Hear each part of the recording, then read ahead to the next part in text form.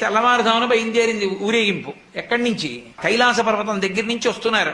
గవాక్షంలో నిలబడింది మేనకాదేవి నారదుడితో కలిసి. ఒక్కొక్కళ్ళు వస్తున్నారు. అబ్బా వెలిగిపోతున్నాడు, ఆయనేనా మా అల్లుడంది. కాదమ్మా, సూర్యుడు దిక్పాలకుల్లో ఒకడు. ఆ వెనక వస్తున్నాడు. ఎవరో బాబాయ్ నల్లగా ఉన్నాడు దున్నపోతే మీరు, ఆయన ఎవరా? మీ అల్లుడు కాదు, బెంగపెట్టుకోకు, యమధర్మరాజు గారు. ఆ వెనకాతలు అబ్బా చల్లగా ఎంత బాగున్నాడో, ఎవరు? చంద్రుడు, మీ అల్లుడు కాడు. ఈయనెవరోనయ్యో చాలా అందంగా ఉన్నాడు, ఎర్రగా ఉన్నాడు, కాంతులీనుతున్నాడు, బ్రహ్మగారు.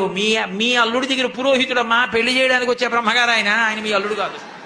ఓ అలాగా, ఇతనెవరో నీలమేఘశ్యాముడు, చాలా అందంగా ఉన్నాడు, శాంతాకారం భుజగచైనం పద్మనాభం సురీశం.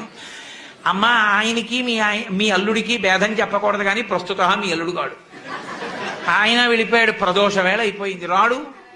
వెడుతూనే ఉంది ఊరేగింపు. వస్తున్నారు మగపెళ్లివారు. అలా ఆఖరికి ఒక ఆయన వచ్చాడు. చుట్టూ భూతప్రేత పిశాచాలున్నాయి, ప్రమదగణాలున్నాయి, మధ్యలో దిగంబరంగా తాండవం చేస్తూ వస్తున్నాడు. అడగలేదు మేనకాదేవి ఆయన అల్లుడా అని. నారదుడే చెప్పాడు, ఆయనే మీ అల్లుడమ్మా అని మెట్లు దిగి వెళ్ళిపోయాడు.